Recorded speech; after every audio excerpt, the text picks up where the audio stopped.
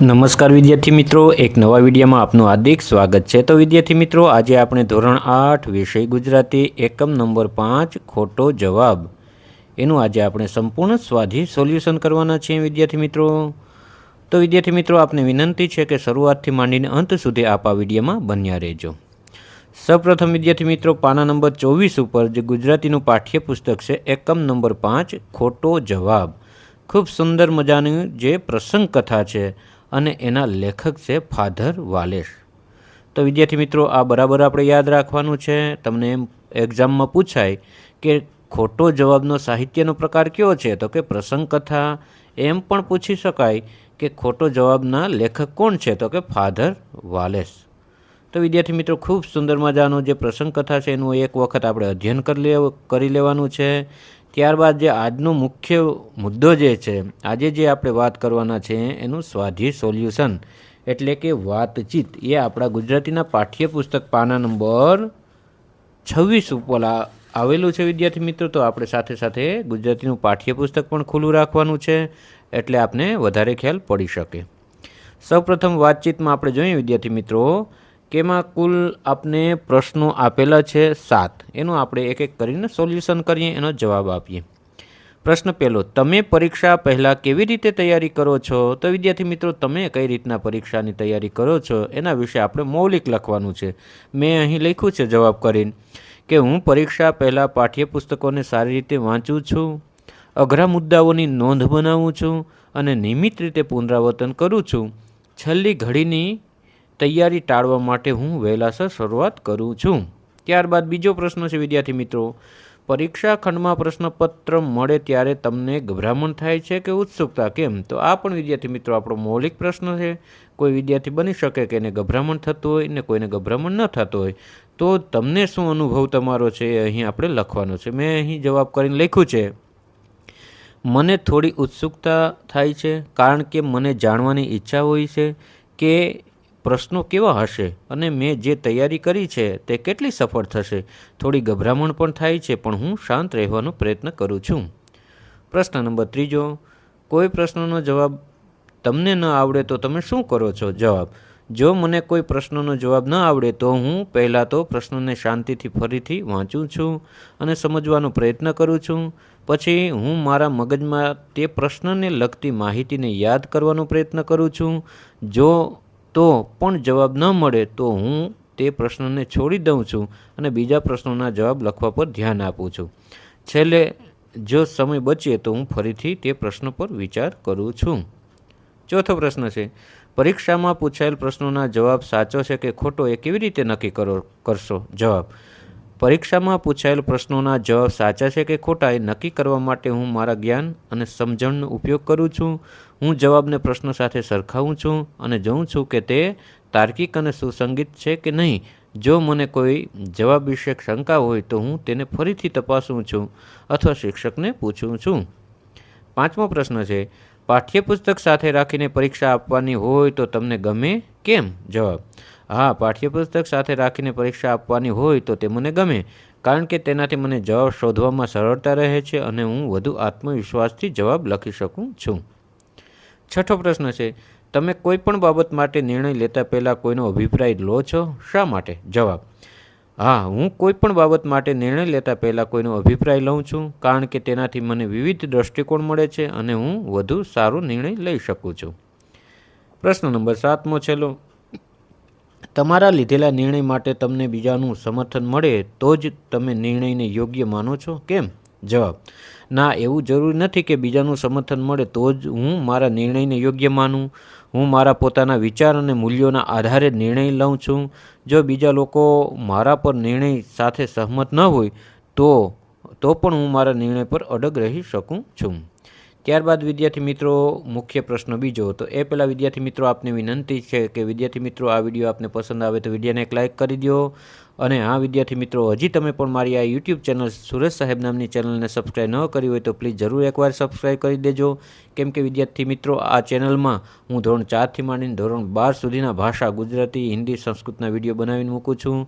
કોઈપણ પાઠની સમજૂતી હોય, કવિતાની સમજૂતી હોય, સ્વાધ્યાયના પ્રશ્નોનો ઉત્તર હોય, અભ્યાસના પ્રશ્નોના જો ઉત્તર હોય કે સ્વઅધ્યયન પોથી સોલ્યુશન, એ તમામ પ્રકારના વિડીયો બનાવીને હું આ ચેનલ ઉપર મૂકું છું વિદ્યાર્થી મિત્રો. તો જરૂર મને સબસ્ક્રાઈબ કરી લેજો. મુખ્ય પ્રશ્ન બીજો, ઉદાહરણ મુજબના આત્મ શબ્દથી વધુ શબ્દો શોધી તેનો અર્થ જણાવો. ઉદાહરણ તરીકે આત્મનિર્ભર તો કે સ્વાવલંબી. તો આપણે શું કરવાનું છે વિદ્યાર્થી મિત્રો, આપના પાઠ્યપુસ્તકમાં પાના નંબર 26 ઉપર એ આપેલા છે વિદ્યાર્થી મિત્રો. એમાં આપ ચાહો તો વિડીયોને સ્ટોપ કરીને લખી શકો. જો એમાં કુલ 4 શબ્દો આપને આપેલા છે, જો એમાં આપને આપેલ છે વિશ્વાસ છે, તો એમાં આપણે શું કરવાનું, અમે કીધું આત્મ શબ્દ જોડવાનો છે. તો આત્મવિશ્વાસ કરી દો. તો આત્મવિશ્વાસ એટલે સ્વયં પર વિશ્વાસ. એમાં બળ લખેલું છે તો એમાં આત્મ જોડી દો તો આત્મબળ એટલે મનોબળ. હત્યા લખેલ છે એમાં આત્મ લખી નાખો તો એટલે કે આત્મહત્યા શબ્દ થયો, સ્વયંનો અંત થાય. કથા લખેલ છે એમાં આત્મ તમે જોડી દો તો પોતાની કથા. જો વિદ્યાર્થી મિત્રો આપને આત્મ શબ્દથી વધુ શબ્દો આપને બનાવવાના અહીં કીધા, તો આ બીજો પ્રશ્ન અહીં આપણો પૂરો થાય. ત્યારબાદ મુખ્ય પ્રશ્ન ત્રીજો, કોષમાં આપેલા શબ્દોનો ઉપયોગ કરી ખાલી જગ્યા પૂરો. આત્મવિશ્વાસ, આત્મનિર્ભર, આત્મ ઓળખ, આત્મકલ્યાણ, આત્મરક્ષણ, આત્મનિર્ભરતા. તો વિદ્યાર્થી મિત્રો આ લાલ જે મેં અહીં લખેલ છે આપના પાઠ્યપુસ્તકમાં લખેલ છે.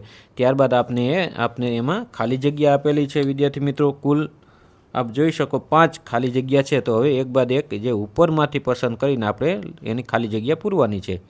તો પહેલામાં આત્મવિશ્વાસ, બીજામાં આત્મકલ્યાણ, ત્રીજામાં આત્મ ઓળખ, ચોથામાં આત્મરક્ષા અને પાંચમામાં આત્મનિર્ભરતા. વિદ્યાર્થી મિત્રો આ ખાલી જગ્યા આપણે પૂરી દેવાની છે.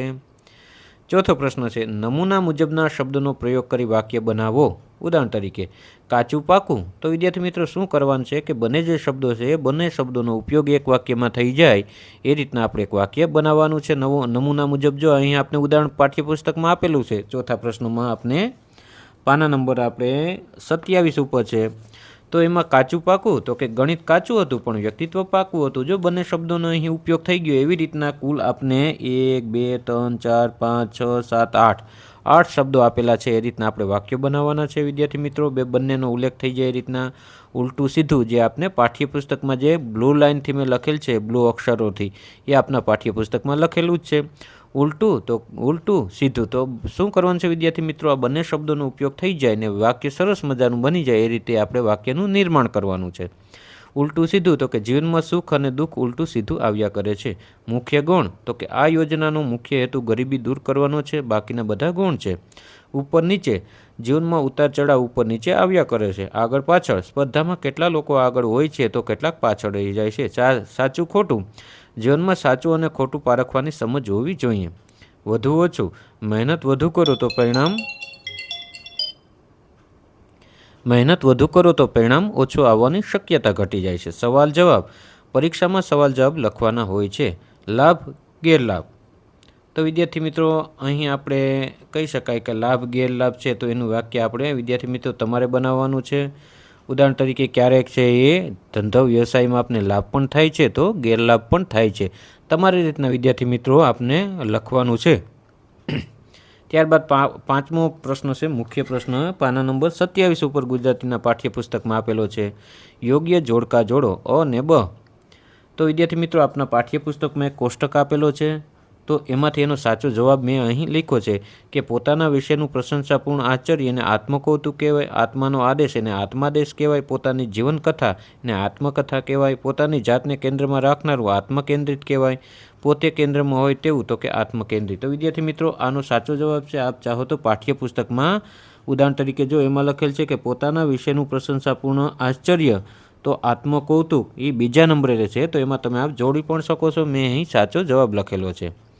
મુખ્ય પ્રશ્ન છઠ્ઠો, ખરી વાત તો સાવ ઉલટી છે થી હું પોતે હાથમાં લઈને પૂરું અને આખું જીવીશ ત્યાં સુધી વાંચો અને આપેલી વિગતો ખોટી હોય તો ખોટો જવાબ અને સાચી હોય તો સાચો જવાબ. તો વિદ્યાર્થી મિત્રો એક આપને જે આ જે પાઠ છે એમાં એક આપને પેરેગ્રાફ આપેલો છે ખોટો જવાબમાં. ખરી વાતથી માંડીને બરાબર છે જીવીશ ત્યાં સુધી આપણે બરાબર વાંચવાનો છે અને એની વિગત જો ખોટી હોય તો ખોટો જવાબ અને સાચી હોય તો સાચો જવાબ લખવાનો છે. તો પહેલામાં જો સાચો જવાબ આવે છે, બીજામાં ખોટો જવાબ આવે છે, ત્રીજામાં ખોટો જવાબ આવે છે, ચોથામાં સાચો જવાબ આવે છે અને પાંચમામાં ખોટો જવાબ આવે છે। તો વિદ્યાર્થી મિત્રો આપણે આ સાચો ખોટો આ રીતના લખી નાખવાનું છે। આપના પાઠ્યપુસ્તકમાં છે પહેલામાં સાચો જવાબ, બીજામાં ખોટો, ત્રીજામાં ખોટો, ચોથામાં સાચો, પાંચમામાં ખોટો। ત્યારબાદ સાતમો પ્રશ્ન છે કે આપેલા વાક્યમાં અર્થ માટે સાચો વિકલ્પ પસંદ કરો। તો એ પણ વિદ્યાર્થી મિત્રો આપણે પાના નંબર 27 ઉપર નીચે આપેલા છે 3 વિકલ્પ, એમાંથી એક આપણે સાચો વિકલ્પ હોય પસંદ કરીને આપણે એમાં રાઈટની નિશાની કરી દેવાની છે। દાખલાનો જવાબ જોઈ વિદ્યાર્થીને વિસ્મય થયું એટલે કે દાખલાનો જવાબ જોઈ વિદ્યાર્થીને આશ્ચર્ય થયું, વિસ્મય એટલે આશ્ચર્ય। બીજું, હોશિયાર વિદ્યાર્થીનો દાખલો જોઈ તેણે જવાબની ખાતરી કરી એટલે દાખલાનો જવાબ સાચો છે કે ખોટો તેની ચકાસણી કરી કે એટલે ખાતરી કરી। ત્રીજો પ્રશ્ન છે મારા દાખલાને માટે ઉછીનો જવાબ ન જોઈએ એટલે કે મારા દાખલાના જવાબ માટે હું બીજામાંથી નક્કી નહીં કરું। ત્યારબાદ આઠમો પ્રશ્ન છે આપેલી વિગતને આધારે પ્રશ્નની રચના કરો। તો વિદ્યાર્થી મિત્રો પાના નંબર 28 ઉપર આપને એક સુંદર મજાનો લાહોરનો એક વિદ્યાર્થી નામનો એક પેરેગ્રાફ આપને આપેલો છે। ત્યારબાદ એને આધારે આપણે પ્રશ્નોની રચના કરી દેવાની છે 4-5। તો જો આપના પાઠ્યપુસ્તકમાં પણ એક છે પાના નંબર 28 ઉપર મોટો એવો પેરેગ્રાફ, એ બરાબર વાંચવાનો છે અને એને આધારે આપણે પ્રશ્નોની રચના કરવાની છે। એટલે આ તમારે વાંચી લેવાનો છે। ત્યારબાદ જે પ્રશ્નો મેં બનાવ્યા, પ્રશ્નોની જે રચના કરી વાંચી સંભળાવું। આ વિદ્યાર્થી કઈ પરીક્ષા આપી રહ્યો હતો? તો વિદ્યાર્થી મિત્રો જો એનો જવાબ પહેલો શરૂ થાય ઈસવીસન 1893માં કોલેજની વાર્ષિક પરીક્ષામાં બેઠો, તો આપણે કહી શકાય કે આ વિદ્યાર્થી વાર્ષિક પરીક્ષા આપી રહ્યો હતો। પરીક્ષામાં વિદ્યાર્થીને કેટલા પ્રશ્નોનો જવાબ આપવાના હતા? વિદ્યાર્થીએ ઉત્તરવહીમાં શું લખ્યું? પરીક્ષકે વિદ્યાર્થીને કેટલા ગુણ આપ્યા? આ વિદ્યાર્થી મોટા થઈને શું બન્યા? તો વિદ્યાર્થી મિત્રો આ બધું છે કે મોટો થઈને એ સ્વામી રામતીર્થ બન્યો। જો પેલું વાક્ય જોઉં તમે, મોટો થઈને એ સ્વામી રામતીર્થ બન્યો। તો પાંચમો પ્રશ્ન જોઉં તમે, આ વિદ્યાર્થી મોટા થઈને શું બન્યો? તો કે આ વિદ્યાર્થી મોટા થઈને રામતીર્થ બન્યો। પણ વિદ્યાર્થી મિત્રો અહીં આપને શું કીધું છે કે પ્રશ્નોનું નિર્માણ કરવાનું છે, પણ નિર્માણ એવું કરવાનું કે એમાં પેરેગ્રાફમાં એનો જવાબ હોય। ત્યારબાદ 9મો પ્રશ્ન છે તમે આપેલી વિવિધ પરીક્ષાઓ વિશેના તમારા અનુભવો લખો અને વર્ગ સમક્ષ રજૂ કરો। જે આપના પાઠ્યપુસ્તક પાના નંબર 28 ઉપર આપેલું છે। ઉદાહરણ તરીકે જો આપના પાઠ્યપુસ્તકમાં છે CET, PSC અને NMMS જે પ્રાથમિક શાળામાં 6 થી 8મા ધોરણમાં જે વિદ્યાર્થી મિત્રો આ પરીક્ષાઓ આવે છે અને એમાં જો આપણે પાસ કરી લઈએ અને મેરિટમાં આવીએ તો રાજ્ય સરકાર તરફથી આપને વિવિધ પ્રકારની જે શિષ્યવૃત્તિ પણ આપને મળે છે। ઉદાહરણ તરીકે 12મા ધોરણ સુધી આપને જે 8મામાં આવે છે NMMS, એ તમે એક્ઝામ પાસ કરી લ્યો તો વિદ્યાર્થી મિત્રો આપણે 12મા ધોરણ સુધી આપને પરીક્ષા મળે છે જો મેરિટમાં આવીએ તો એના વિશે તમારા અનુભવો, આપણે બધાએ પરીક્ષાઓ આપી છે તો એના અનુભવો આપણે વિદ્યાર્થી મિત્રો લખવાના છે। CET, PSC અને NMMS જેવી પરીક્ષા। જવાબ, મારે CET પરીક્ષા માટે ઘણા મહિના સુધી નિયમિત અભ્યાસ કરવો પડ્યો। શરૂઆતમાં વિષયો મુશ્કેલ લાગ્યા પણ ધીરે ધીરે સમજ પડતી ગઈ। પરીક્ષા પહેલાં ઘણું તણાવ લાગતું હતું પણ પરિવારનો સહારો રહ્યો। પરીક્ષાના દિવસે નરમ ગરમ લાગણીઓ વચ્ચે હું કેન્દ્ર પર પહોંચ્યો। આખરે પરીક્ષા સારી ગઈ। એવી રીતના CETનું લખી શકો, PSCની અને NMMSનું એનું પણ તમે વિદ્યાર્થી મિત્રો લખી શકો। ત્યારબાદ 10મો પ્રશ્ન, પ્રશ્નોના જવાબ લખો। તો વિદ્યાર્થી મિત્રો આપને પાના નંબર 28માં નીચે તમને કુલ 6 પ્રશ્નો લખેલા છે કે પ્રશ્ન પહેલો, પોતાનો જવાબ સાચો છે કે ખોટો એ જાણવા માટે છોકરાએ શું કર્યું? જવાબ, પોતાનો જવાબ સાચો છે કે ખોટો એ જાણવા માટે છોકરાએ બાજુમાં બેઠેલા વિદ્યાર્થીને જવાબ પૂછ્યો। બીજો પ્રશ્ન, છોકરાઓના મનમાં ખોટા જવાબ વિશે શી ગડમથલ ચાલતી? જવાબ, છોકરાના મનમાં ખોટા જવાબ વિશે એ ગડમથલ ચાલતી હતી કે તેનો જવાબ સાચો છે કે નહીં અને જો ખોટો હોય તો તેને શું કરવું જોઈએ? ત્રીજો પ્રશ્ન, છોકરાને કઈ બાબતનો પસ્તાવો છે? શા માટે? જવાબ, છોકરાને એ વાતનો પસ્તાવો છે કે તેણે સાચો જવાબ લખ્યા પછી પણ પોતાના પર વિશ્વાસ ન રાખ્યો અને બીજાના કહેવાથી જવાબ બદલી નાખ્યો। ચોથો પ્રશ્ન, છોકરાના આત્મવિશ્વાસનો અભાવ હતો એવું શા ઉપરથી કહી શકાય? જવાબ, છોકરામાં આત્મવિશ્વાસનો અભાવ હતો એવું એના પરથી કહી શકાય કે તેણે પોતાનો જવાબ સાચો હોવા છતાં બીજાના કહેવાથી બદલી નાખ્યો। પાંચમું, ગણિત પાકું હતું પણ વ્યક્તિત્વ કાચું હતું, એકમને આધારે આ વિધાન સમજાવો। જવાબ, આ વિધાન સમજાવે છે કે છોકરાને ગણિતનું જ્ઞાન તો હતું પરંતુ તેનામાં આત્મવિશ્વાસ અને મક્કમતાનો અભાવ હતો। છઠ્ઠો પ્રશ્ન, લેખક પોતાના જીવન માટે કઈ કઈ બાબતો પાકી કરવા વિશે નિર્ધાર કરે છે? જવાબ, લેખકે પોતાના જીવન માટે સ્વતંત્રતા, મૌલિકતા, મક્કમતા અને આત્મવિશ્વાસ પાકા કરવા વિશે નિર્ધાર કરે છે। તો વિદ્યાર્થી મિત્રો આ તો આજનો વિડીયો આપને કેવો લાગ્યો? જો વિદ્યાર્થી મિત્રો આ વિડીયો આપને સારો લાગ્યો તો વિડીયોને એક લાઇક કરી દો, સુંદર મજાનું કમેન્ટ કરી દો. ને આ વિદ્યાર્થી મિત્રો હજી પણ તમે મારી યુટ્યુબ ચેનલ સુરેશ સાહેબ નામની ચેનલને સબસ્ક્રાઈબ ન કરી હોય તો પ્લીઝ જરૂર સબસ્ક્રાઈબ કરી દેજો. તો થેન્ક યુ દોસ્તો, બાય બાય, મળીએ આગળના વિડીયોમાં. નમસ્કાર.